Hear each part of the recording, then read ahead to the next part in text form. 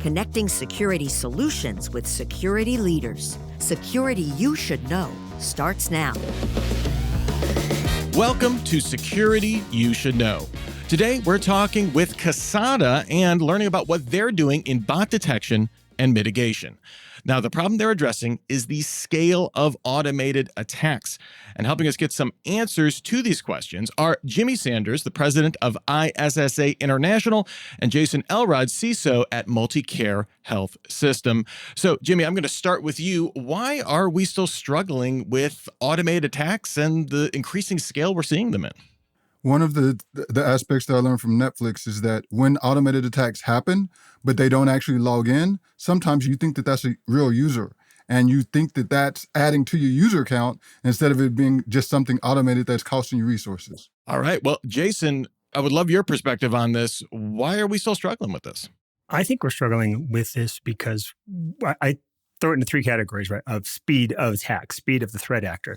So our speed of defense needs to have parity with the threat actor. And we all have like three speeds we work at. Like number one, bureaucratic speed, which takes 30 to 60 days to do anything. Human speed, which if you're really lucky, takes a day to maybe within hours. And then wire speed. And when we're looking at bots and automations and AI, they're operating at wire speed. And we don't operate at wire speed. So we need something to get parity there. All right, well, today we're going to be talking with Sam Crowther, the founder of Kasada. Now, to start out, Sam, we need to answer three essential questions, kind of set the table and the tone for the conversation. So, how do I explain the value of what Kasada is doing to my CEO? What does your solution do, and what does it not do? And we need to know the pricing model. Can you help us out with these preliminaries? When discussing with a CEO what it does, our whole remit functionally is to undermine the economic incentives of attackers leveraging bots to scale, right? We want to make sure that you are doing business with real humans online. And when we are displacing legacy technologies like capture, we also want to actually improve that consumer experience, never disrupt them, picking a fence or picking a motorbike. Our solution is able to, without ever actually interacting with the consumer, determine who a real human is on your mobile apps, on your websites, versus some sort of automated tool, be that a simple Python script right up to a fully fledged automated browser. We are not in the business of manual fraud. We are not in the business of detecting SQL injection like a WAF may. We are in that business of determining, are you a real human or are you a bot? Pricing, we are all consumption-based. Our model is the amount of traffic we have to protect for our customers is functionally what we charge for. Excellent. All right. Well, we've gotten a taste for the solution, but I am sure there are a ton of questions and particulars to get into. So, Jason, I'm going to start with you. What are the questions you have for Kasada? Well, you mentioned displacing CAPTCHA, which piqued my interest here. So in a highly compliant-driven industry, healthcare, we have certain things that need to be in place. And CAPTCHA, of course, we've got to be really sure that the claimant is the identity they're being claimed. But also, when we look at things like CAPTCHA is in place, and we're talking about like an invisible way of actually managing that, how are you ensuring that you're not, for instance, in healthcare, capturing PHI with your invisible tool in front of something like a patient portal? We are very deliberate to not touch any data that could be PII or PHI. The way our system would integrate is it gets called out via an API on your backend. So all that sensitive data can be stripped out. We don't want to touch that. Similarly, we don't want to touch any of our banking customers, usernames and passwords. Okay, great. So nothing passes through. We do a call out, get the affirmation, and then comes back, and then we can proceed as normal. Exactly. All right, fantastic. And Jimmy, what questions do you have for Sam and Kasada? So of your quote about usage model really piqued my interest because prior, we used to have at Netflix a solution that was based on usage model. And over the holidays, they found out our solution and they ramped it up so that we paid almost 100% more just by them attacking our solution, even though they didn't do any fraud. So it cost us, our bill went from like $10,000 a month to $100,000 in 3 days. And so my question is, in a case like that, would you work with the customer to make them whole? Because the competition that I dealt with didn't, and so we kicked them out to the curb. But how do you mitigate that?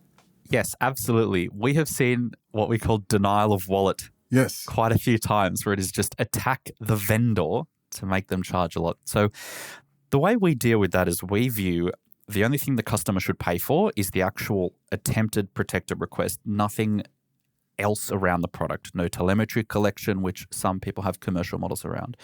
If someone is abusing to that level, the way we view any relationship with a customer is it is a relationship, it is a partnership. It's not a you pay us, you get one protected request. So we want to make sure that we are good to do business with, as our customers are good to do business with as well. I'd like to double click on that a little bit. You mentioned like the denial of service, and then of course denial of wallet. I love that term, by the way. I'm going to steal it. Maybe I'll give you credit. But denial of wallet, great parts in there. But a denial of service. Let's look at that. If you were being attacked or overwhelmed, or the API itself was being actually impacted because of a massive volume of actual bots attacking the API, what's the fallback mechanism? What happens to us if, like in my case, the patient wants to get in and you're currently experiencing that? What's the fallback model that's in place for me as the consumer there? Yeah, the model we would typically encourage is fail open. For us to fail, it will take some pretty incredible volumes. If I look at all the traffic across all of our big tech customers, big retailers, airlines and whatnot, you'd have to have a pretty large network of bots to bring us down. But in the case where it happens, the fail open is generally encouraged. Even if it means a few attacks get through, it's better that the consumer can still do what they need to do and access their healthcare, access their bank account, book that flight, than sit there frustrated and angry at the customer's brand.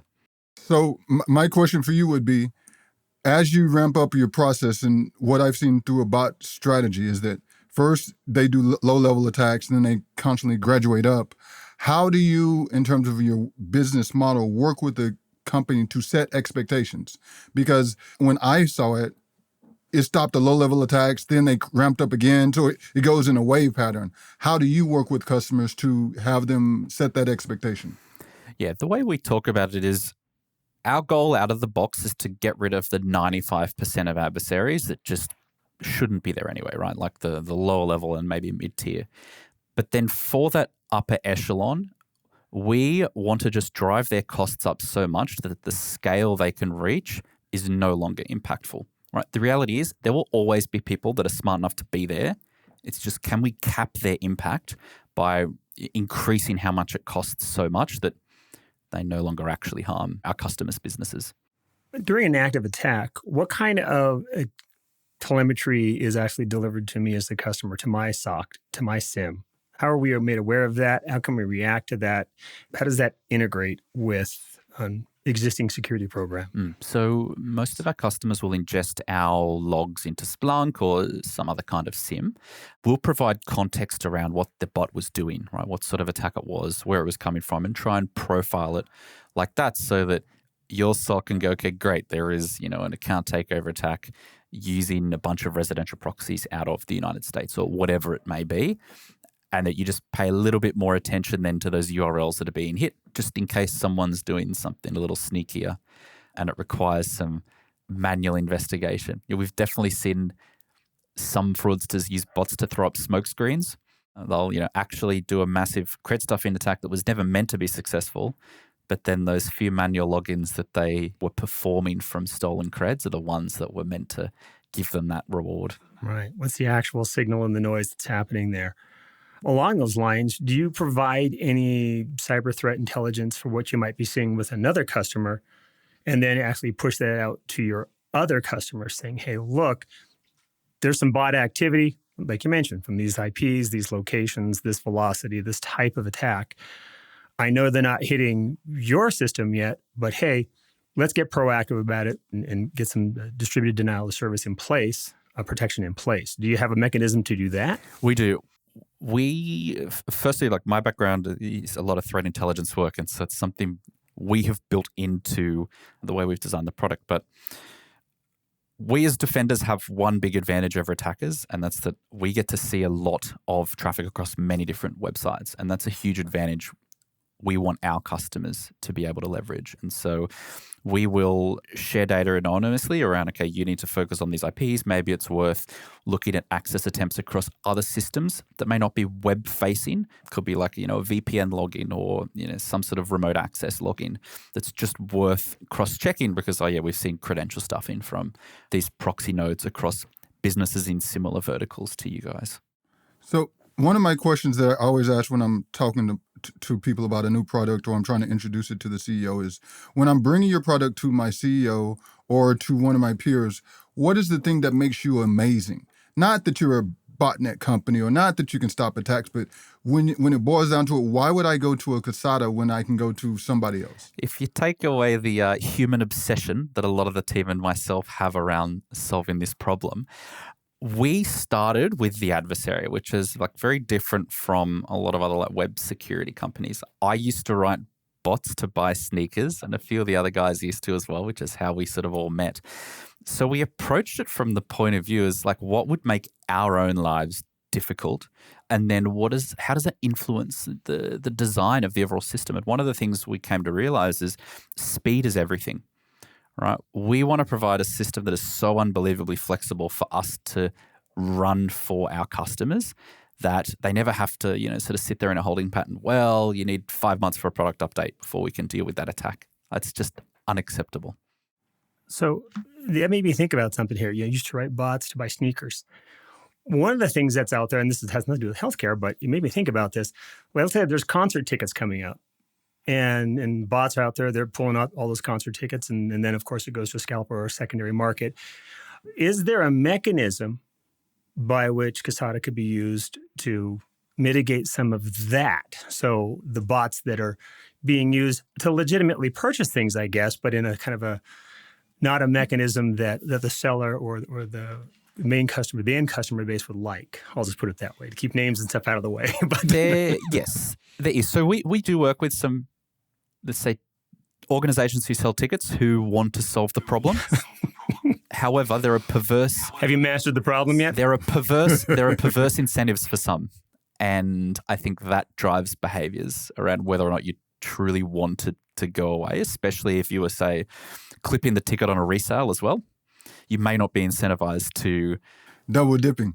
Yeah, exactly. You may not be as incentivized to prevent the transaction versus, someone selling a shoe, for example, where it's actually more important to your brand and your customer relationship that the real enthusiasts and collectors get the shoes versus a bot to resell.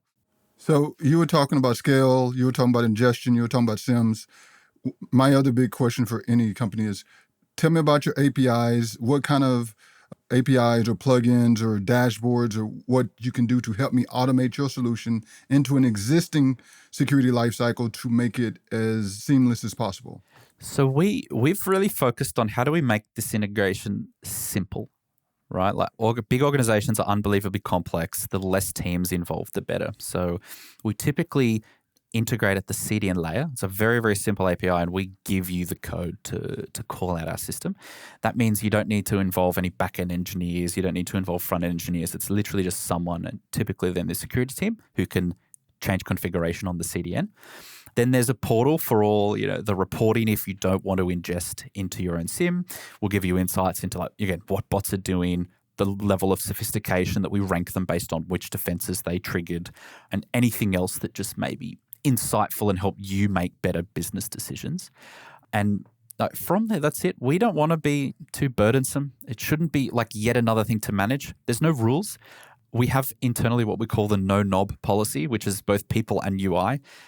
No additional knobs. You shouldn't have to twist something or press something that just takes up someone's time, when our job should be to make sure this product works for you. All right, well, I got to jump in here. Sam, what's one thing we didn't ask about that we need to know? We're in an interesting part of the business where a security tool can actually impact pretty positively the business part of the business, right? So I would always strongly encourage, how can this actually become a cost saver or a profit driver? Very practical example with some of our big retail customers. If you stop web scraping, you can save a lot of money on Amazon. right? Which I'm sure at Netflix you guys saw lots of scraping. And it's That is exactly what I was just going to say, is that's by implementing a good solution, maybe similar to yours, saved us honestly millions.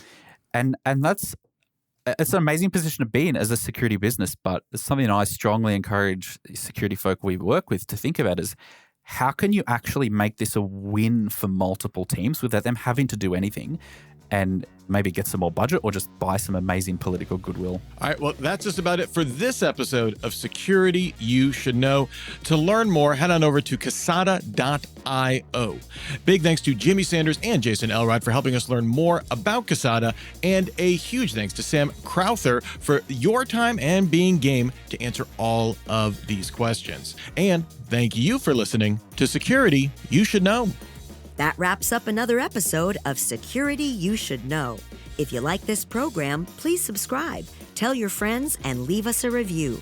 All companies showcased on this program are sponsors of CISO Series.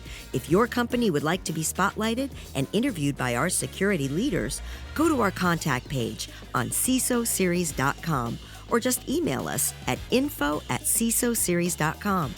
Thank you for listening to Security You Should Know, connecting security solutions with security leaders.